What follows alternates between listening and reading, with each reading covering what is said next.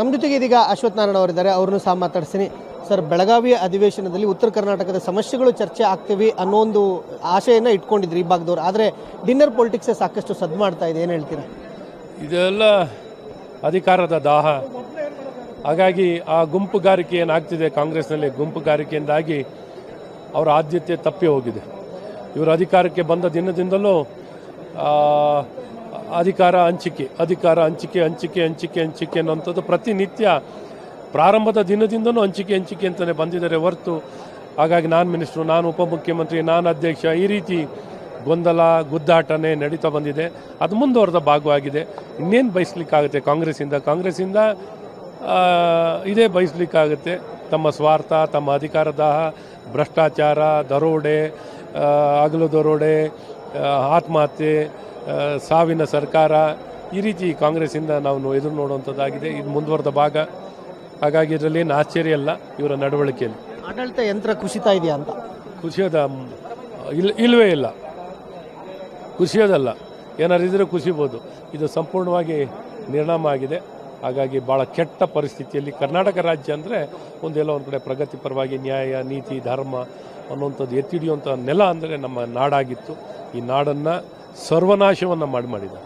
ವಿಪಕ್ಷಗಳು ಸಹ ಈ ವಿಚಾರವನ್ನು ಸರಿಯಾಗಿ ಪ್ರಶ್ನೆಯನ್ನು ಮಾಡ್ತಾ ಇಲ್ಲ ಅನ್ನೋ ಒಂದು ಮಾತುಗಳು. ಖಂಡಿತ ನೋಡಿ, ಭಾಳ ಸ್ಪಷ್ಟವಾಗಿ ಯಾವ ರೀತಿ ನೀರಾವರಿ ವಿಚಾರದಲ್ಲಿ ನಿರ್ಲಕ್ಷ್ಯ ಮಾಡಿದ್ದಾರೆ, ಅಥವಾ ಕಬ್ಬು ಬೆಳೆಗಾರರಿಗೆ ನಿರ್ಲಕ್ಷ್ಯ ಮಾಡಿದ್ದಾರೆ, ಮೆಕ್ಕೆಜೋಳ ಬೆಳೆಗಾರರಿಗೆ ಖರೀದಿಯನ್ನು ಮಾಡ್ತಿಲ್ಲ. ಅವ್ರ ಕಾರಣಗಳು 100 ಕೊಡ್ತಾನೆ ಇರ್ತಾರೆ, 100 ಕಾರಣಗಳು ಕೊಡ್ತಿದ್ದಾರೆ. ಅಧಿಕಾರದಲ್ಲಿದ್ದು ಜವಾಬ್ದಾರಿಯುತವಾಗಿ ಬಂದು ನಡವಳಿಕೆಯಿಂದ ನಿರ್ವಹಣೆಯನ್ನು ಮಾಡೋದ್ರಲ್ಲಿ ಎಲ್ಲ ವಿಚಾರದಲ್ಲೂ ವಿಫಲರಾಗಿದ್ದಾರೆ. ಹಾಗಾಗಿ ಏನಿದ್ರು ಆ ವಿಫಲತೆಯನ್ನು ಭಾಳ ಸ್ಪಷ್ಟವಾಗಿ ಇವತ್ತು ಇರುವಂಥ ಪ್ರಸ್ತುತವಾಗಿರುವಂಥ ವಿಚಾರಗಳನ್ನು ಕಾನೂನು ಸುವ್ಯವಸ್ಥೆಯಾಗಿ ಕುಸಿದಿದೆ ಅನ್ನೋಂಥದ್ದನ್ನೆಲ್ಲ ಭಾಳ ಸ್ಪಷ್ಟವಾಗಿ ತಿಳಿಸಿದ್ದಾರೆ.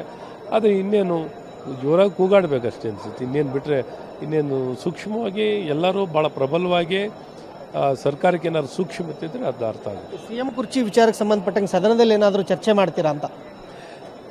ಚರ್ಚೆ ಅಂದರೆ ನಾವು ಅವ್ರದ್ದು ಪಕ್ಷದ ಒಳ್ಳೆ ವಿಚಾರ. ನಾವೇನು ಈ ಸಾರ್ವಜನಿಕವಾಗಿ ಒಬ್ಬ ಟ್ವೀಟ್ ಮಾಡಿದರು, ಒಬ್ಬರು ಯಾರೋ MLC ಟ್ವೀಟ್ ಮಾಡಿದರು, ಮುಖ್ಯಮಂತ್ರಿ ಮುಖ್ಯಮಂತ್ರಿಯಾಗಿ ಸ್ವಾಗತ ಮಾಡ್ತಿದ್ದೀನಿ ಅಂತ. ಇದೆಲ್ಲ ಒಂಥರ ಸಾರ್ವಜನಿಕವಾಗಿ ಅವ್ರು ಏನಾರು ಮಾಡ್ಕೊಳ್ಳಿ, ಯಾರು ಬೇಕಾದ್ರೂ ಮುಖ್ಯಮಂತ್ರಿ ಆಗಲಿ, ಅದು ಕಾಂಗ್ರೆಸ್ ಪಕ್ಷಕ್ಕೆ ಬಿಟ್ಟಿರೋದು. ಆದರೆ ಈ ಸಾರ್ವಜನಿಕವಾಗಿ ಗೊಂದಲ ನಿರ್ಮಾಣ ಮಾಡುವಂಥದ್ದು ಇದೆಲ್ಲ ಬೇಜವಾಬ್ದಾರಿತನ. ಸರ್ಕಾರದಲ್ಲಿ ಗೊಂದಲ, ಸರ್ಕಾರ ಅನ್ನೋಂಥದ್ದು ಎಲ್ಲರಿಗೂ ಸಲ್ಲುವಂಥದ್ದು. 7.5 ಕೋಟಿ ಜನಕ್ಕೆ ಇವ್ರ ಮನೆ ಆಸ್ತಿ ಅಲ್ಲ, ಕಾಂಗ್ರೆಸ್ ಪಕ್ಷದ ಮನೆ ಆಸ್ತಿ ಅಲ್ಲ.